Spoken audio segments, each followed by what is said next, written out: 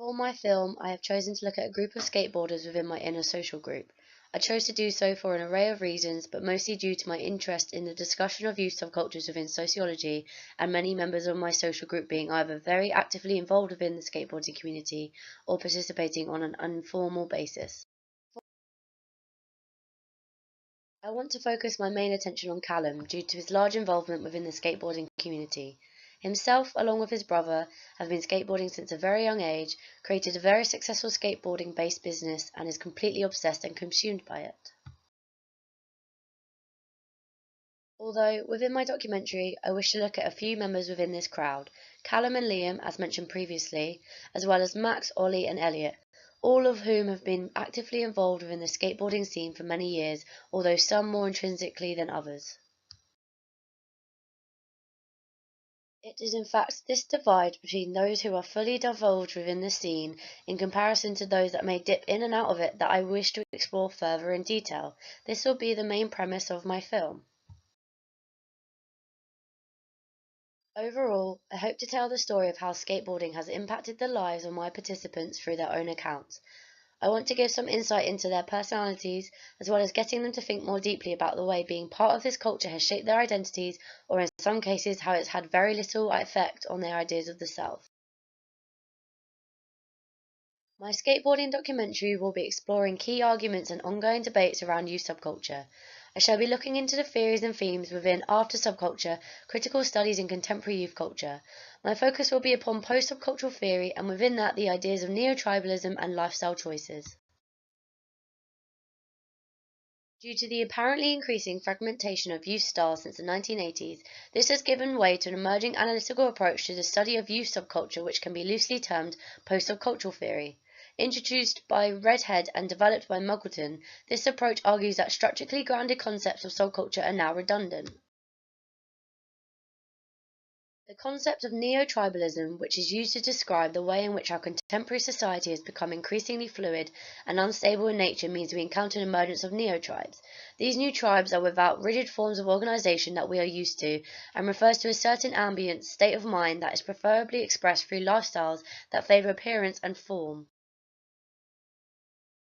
Bennett applies this concept to youth subcultures of today to explain the change of dynamics in contemporary youth groups from its members being pressured to strictly conform to regulations to being more open. However, Riemer and Miles favor the term lifestyle over subculture to define the change in recent years. Lifestyle focuses on the issue of consumer creativity and how commodities function as cultural resources. Lifestyle informs the individual consumer creativity to take an active part in the making and remaking of their image and identity, which, in the case of youth, may lead to ongoing shifts in musical and stylistic taste, thus giving rise to more temporal forms of youth groups. Recent popularity of sites such as Vice have influenced my documentary style. Vice is a print magazine and website focused on arts, culture and news topics, whom have expanded to include the production of many documentary shorts. These shorts, when focused on topics such as arts and culture, are informal, friendly, conversational yet personal. God bless once again, Mac DeMarco back in Dawson City. Today we're here with Aaron Burney, all the way via Orillia, Ontario. Yeah, I'm from Orillia, Ontario, but I've been living in the Yukon for a bunch of years now, and My documentary genre would most likely be that of a talking heads approach. This means that my participants will be talking to the camera, usually with only the head and upper body visible, in order to remove myself, the narrator, from the frame. I will be interviewing each participant using a set of semi-structured interview questions about what being part of this culture means to them, and the part that they play within it and the effect it has had upon their lives. The documentary will be split into two halves. The first shall focus on those within the group whom seem more deeply rooted within the subculture, so the first half will focus on Callum, Liam and Max. I shall then incorporate existing footage filmed and directed by these participants, like the footage shown in the next slide.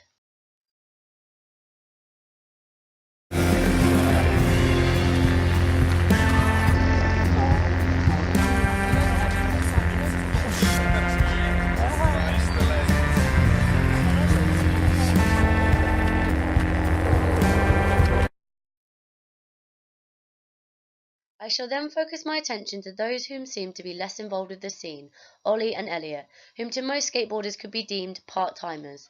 By dividing the film into two halves, it demonstrates the argument of the seeming fluidity that exists within contemporary youth culture.